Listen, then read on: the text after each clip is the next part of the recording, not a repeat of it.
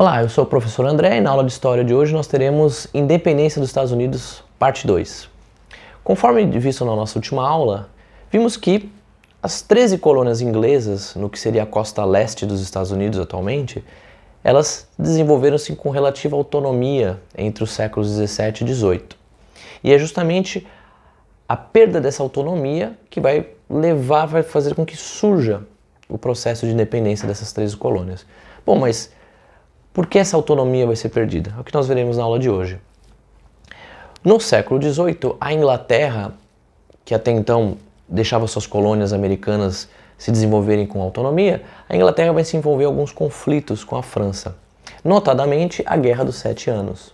Essa guerra, ela vai, como toda guerra, ela vai custar muito dinheiro e ela vai gerar uma crise econômica na Inglaterra. O governo inglês, então, em busca de receita, em busca de alternativas para conter a sua crise econômica, vai voltar sua atenção para suas colônias americanas, que até então não geravam muita receita para o governo inglês. Até então o governo inglês não se preocupava muito em sobretaxá-las.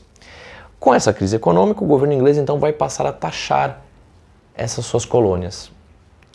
Essas novas taxas vão despertar a ira dos colonos. Que taxas foram essas? Nós temos a Lei do Açúcar, que estabelecia uma taxa sobre o açúcar que fosse adquirido, que não fosse da Inglaterra, por exemplo. Então muitos colonos, eles adquiriam açúcar de outros fornecedores que não os ingleses, e esse açúcar não era taxado, esses açúcares passaram a ser taxados.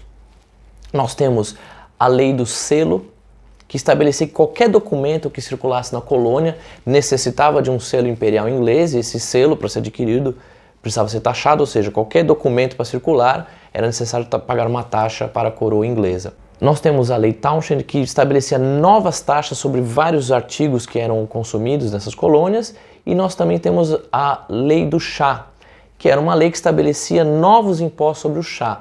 O chá é um artigo muito consumido nessas 13 colônias, seria equivalente ao café aqui para o Brasil, ou seja, um artigo que praticamente todo mundo consumia. Essas novas taxas vão despertar a ira dos colonos americanos, norte-americanos no caso, e eles vão começar a questionar o poder imperial, a questionar a legitimidade do rei inglês de realizar essas taxas. Isso vai fazer com que esses colonos comecem lentamente a se rebelar. Um evento marcante é o massacre de Boston, quando os soldados ingleses vão acabar matando alguns civis, alguns colonos que estavam protestando contra essas novas taxas. Nós também teremos o Boston Tea Party, que é um evento no qual colonos raivosos vão jogar ao mar um carregamento de chá inglês, e tudo isso vai despertar a ira também do governo inglês, que vai decretar então as chamadas leis intoleráveis. Essas leis intoleráveis têm esse nome porque, obviamente, se tornaram intoleráveis para esses colonos. De maneira geral, elas fechavam o porto de Boston, onde ocorreu a festa do chá de Boston. Essas leis, elas vão definitivamente acabar com a autonomia desses colonos, e essa é realmente o grande X da questão. Eles vão perder a sua autonomia política, que eles gozavam até então, uma relativa liberdade. E essa lei também estabelecia que os colonos deveriam bancar a estadia e alimentação de soldados ingleses, ou seja, os soldados ingleses que eram enviados pela coroa inglesa para conter a rebelião desses colonos deveriam ser mantidos por esses próprios colonos. Então é nesse clima de revolta que vai ocorrer um primeiro congresso em 1774 e depois um segundo congresso em 1776. O lema desses revoltosos colonos era "No taxation without representation".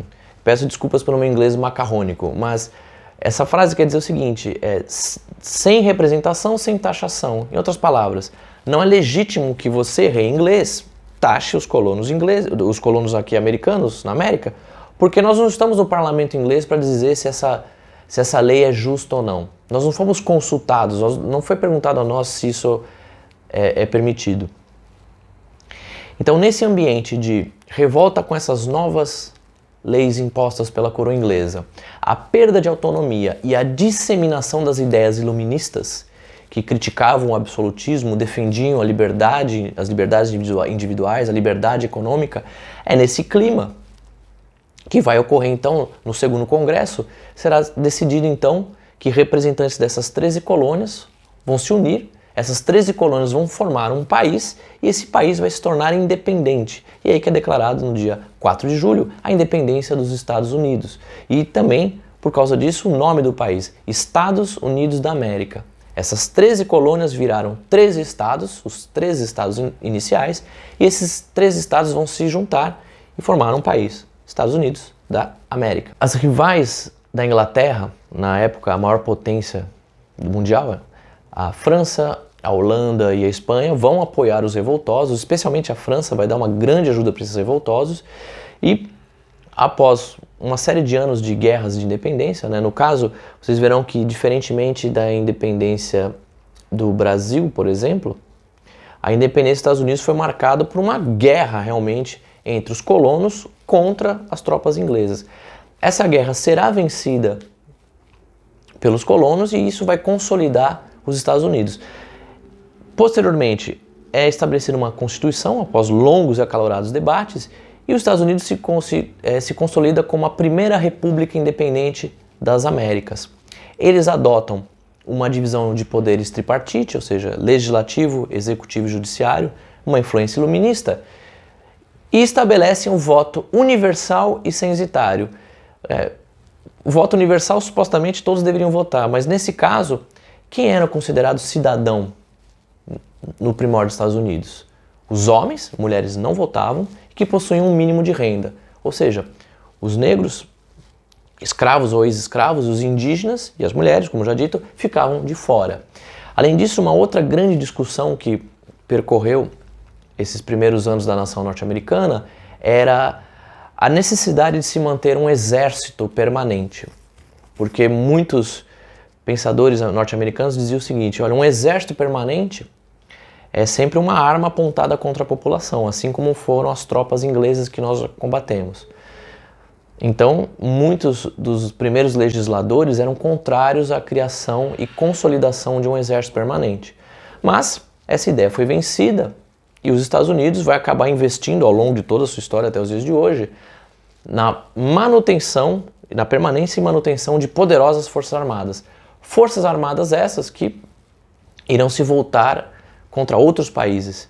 E esse é o início da história ainda no nosso tempo, de nossa grande nação imperialista, os Estados Unidos. É isso, gente. Até mais.